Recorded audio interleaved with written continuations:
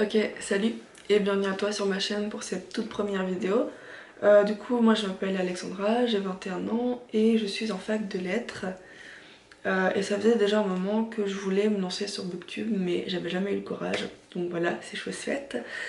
Pour cette toute première vidéo, je ne serai pas toute seule puisqu'il va y avoir l'intervention de membres de Quota Projet ainsi qu'une amie à moi. Euh, donc voilà, on va te parler en fait de lecture féministe. On devait normalement en parler lors d'une soirée littéraire organisée par le Cotardoise, mais évidemment ça ne s'est pas fait dû au Covid. Donc comme je voulais justement créer une chaîne Booktube, on s'est dit que ce serait peut-être l'occasion justement de quand même te partager quelques lectures en rapport avec le féminisme.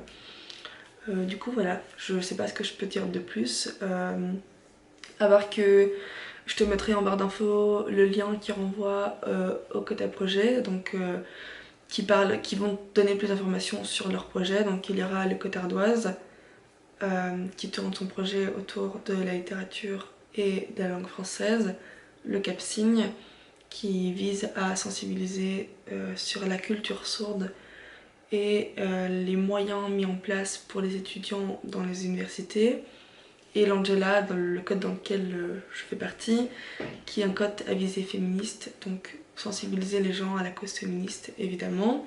Et il y aura Juliette aussi, qui ne fait partie de aucun côté projet, mais c'est pas grave. Donc voilà, tu auras tout en barre d'infos et j'espère que la vidéo va te plaire, que tu vas trouver ton bonheur dans les quelques lectures qu'ils vont t'être présentées. Et bonne vidéo, je te laisse avec la suite du coup. Bon, du coup, on est complètement en autre jour, mais c'est pas grave.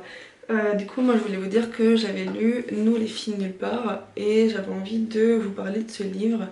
Donc, c'est un roman young adulte qui se passe dans un lycée.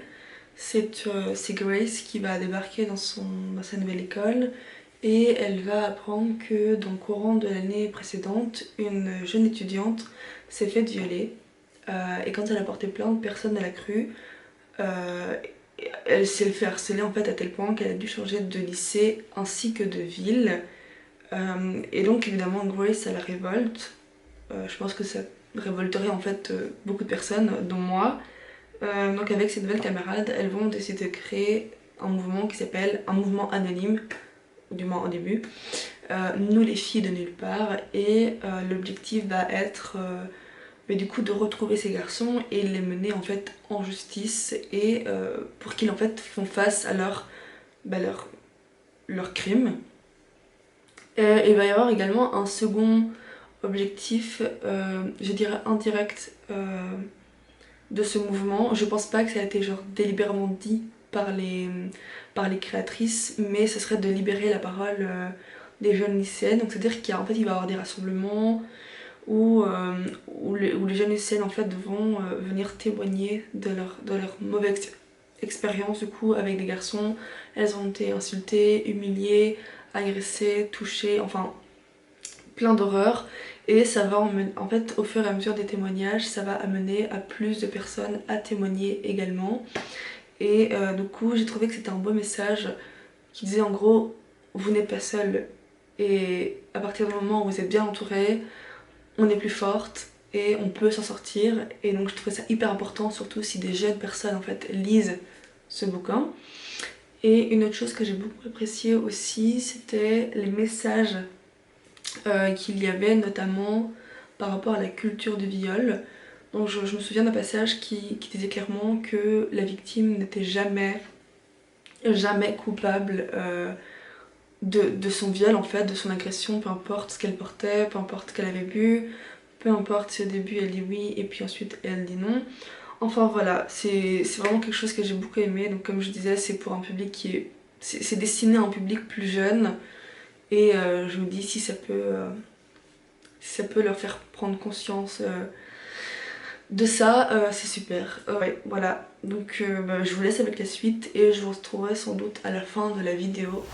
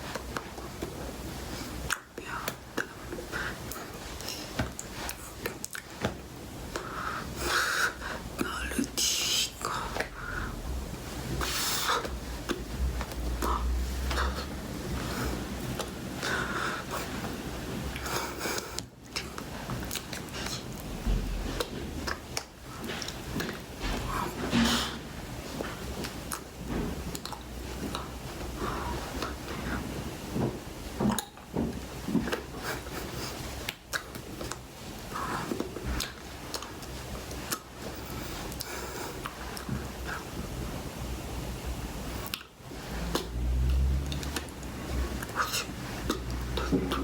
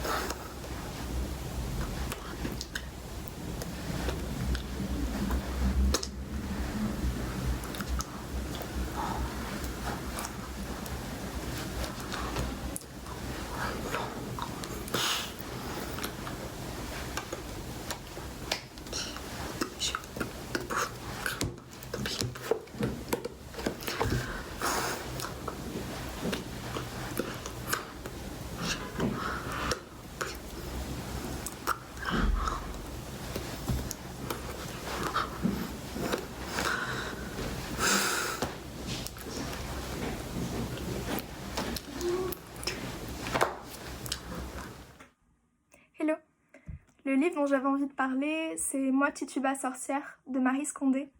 C'est un livre qui se déroule au XVIIe siècle et qui nous raconte l'histoire de Tituba. Tituba, c'est une esclave qui naît à la Barbade, pas très loin de la Guadeloupe. Et donc ce livre, c'est le récit de toute sa vie, de sa naissance à sa mort. Et ça nous relate aussi pendant un long passage l'affaire des procès des sorcières de Salem. Parce que à ce moment-là, Tituba se trouve aux États-Unis et elle est accusée avec d'autres femmes de sorcellerie.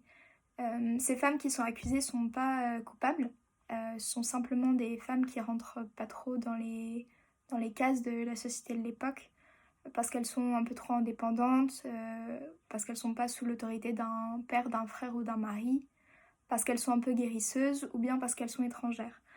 Et en fait, c'est les comptes rendus écrits de ces procès qui nous prouvent que Tituba a réellement existé, parce qu'on trouve un témoignage très court de Tituba dans ces comptes rendus.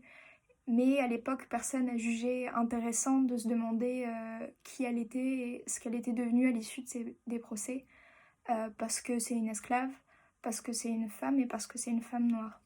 Et donc Maryse Condé rétablit un peu cette injustice et offre une histoire et une voix à Tituba avec ce roman. Le personnage de Tituba est très intéressant, très complexe. Tituba, elle est prise d'indépendance, elle a un très fort caractère et parfois aussi elle est pleine de contradictions. Donc j'ai trouvé que ça la rendait très vraie et très proche aussi, quelque part. C'est pas... ce serait un peu anachronique de la qualifier de féministe et en même temps il y a énormément d'éléments qui nous poussent à la considérer comme un personnage féministe. C'est une femme qui affirme son libre arbitre dans une société dans un système qui l'oppresse pour tout ce qu'elle est fondamentalement. C'est une sorcière. Et c'est aussi cette invitation à la considérer comme un personnage féministe, elle vient aussi de l'autrice. Il y a un moment donné, en fait, où Tituba rencontre un autre personnage qui s'appelle Esther, qui est l'héroïne d'un roman qui s'appelle La lettre écarlate de Nathaniel Hawthorne et qu'on peut considérer comme un personnage féministe dans la littérature occidentale, ou du moins avec un parcours féministe. Donc c'est un parallèle qui est voulu par l'auteur et donc c'est intéressant. Ce qui est à noter aussi, c'est que Maryse Condé essaye pas d'innocenter Tituba. Tituba, c'est une sorcière, ça fait partie de son identité, c'est affirmé pleinement dans le titre. Et ça a deux dimensions, il y a quelque chose d'assez universel, parce qu'elle est sorcière, elle s'inscrit dans une lignée de femmes qui ont été craintes et pourchassées parce qu'elles avaient ces secrets de la vie, de la mort, de la maladie et de la naissance. Et en même temps, il y a une dimension individuelle parce que la magie qu'a Tituba est une magie créole. Et donc, affirmer pleinement sa magie, c'est affirmer qui elle est et c'est aussi embrasser ses origines. Donc c'est assez fort. D'une façon globale, c'est un livre que j'ai beaucoup aimé. C'est pas un roman léger, c'est pas facile à lire. Ça parle de l'esclavage dans tout ce qu'il y a de plus abject. Ça parle de viol, de maltraitance, d'avortement. Et c'est aussi un roman qui est à la première personne. Donc on éprouve avec Tituba, on souffre avec Tituba et on ressent avec elle. Et en même temps, c'est aussi un roman très fort parce que on est avec elle dans ces moments où elle découvre sa capacité de résilience et toute la puissance aussi qu'elle a. Donc c'est une lecture que j'ai beaucoup aimée. Peut-être que ça vous donnera envie de le lire. N'hésitez pas. Voilà. Okay, bonsoir à tous. Moi c'est Henri et aujourd'hui je vais vous parler d'un livre qui, selon moi, est féministe. Donc ce livre n'est autre que Orgueil et préjugés de Jane Austen. Et bon, c'est un livre qui est assez connu et vous avez peut-être déjà vu en fait les adaptations cinématographiques si vous n'avez pas lu le livre. Mais dans le gros de l'histoire, ça raconte le récit d'une famille assez modeste en fait, qui va se retrouver un peu embrigadée dans des romances avec deux jeunes hommes riches. Et donc en fait ces jeunes hommes, donc il y en a un, tout va bien, etc. Et il va avoir une petite affaire, comme c'est une petite romance, une histoire, avec la sœur de la personnage principale. Et ce personnage en fait, donc Elizabeth Bennet, représente selon moi le féminisme tout simplement, qui pouvait déjà exister à l'époque et que je trouve assez incroyable en fait. Parce que, donc bon, évidemment, elle fait des erreurs, etc., mais elle veut juste vivre son truc. Enfin, elle aime bien lire, elle aime bien se balader, elle aime bien mettre les mains dans la terre. Si elle a envie de mettre les mains dans la terre, on va rien lui dire, quoi. Et donc, elle a vraiment un peu ce fort caractère, donc il va lui attirer des problèmes. Logique, c'est un livre, il est une histoire. Mais en fin de compte, en fait, ce qui pour moi rend vraiment le livre féministe, c'est que jusqu'à la fin, si le bougre en face d'elle, Mr. Darcy, ne vient pas s'excuser ou rétablir les choses qu'il a un peu foutues en l'air, et s'il se rend pas compte que c'est une meuf qui est indépendante, qui a des idées et qui veut juste suivre ses idées, elle va pas accepter ça, elle va pas l'accepter quoi. Elle va vivre son truc. Et ça c'est un truc que je trouve tout à fait incroyable, notamment pour l'époque où d'habitude quand c'était des hommes qui écrivaient des femmes, les femmes étaient juste sexualisées et fades et sans personnalité. Et ici on a Jane Austen qui est une femme et qui va écrire comment une femme pense. Et c'est une femme qui est forte, qui a des idées, qui a un caractère et qui fait des erreurs et qui s'en repentit d'ailleurs, qui apprend, qui grandit. C'est un être humain quoi. Et c'est quelque chose que je trouve tout à fait incroyable et que j'ai adoré lire dans ce livre. Parce que oui, on a vraiment ce personnage qui va se faire respecter quoi. Et c'est trop cool. Et c'est assez incroyable. Et en plus, je trouvais ça important d'en parler pour montrer que le féminisme, c'est pas juste quelque chose de nouveau qui date d'aujourd'hui. C'est quelque chose qui remonte à loin. C'est quelque chose qui a toujours existé parce que justement ces inégalités ont toujours existé. Et du coup, c'est important d'en parler et c'est important de continuer de lire et d'écrire des livres féministes.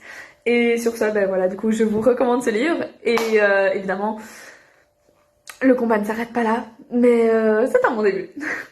Et salut, du coup, c'est encore moi. Je voulais te remercier d'avoir regardé la vidéo.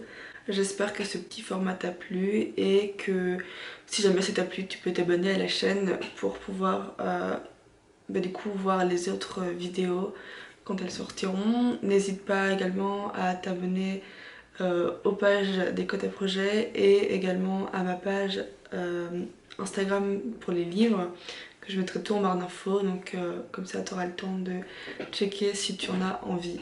Merci et à la prochaine.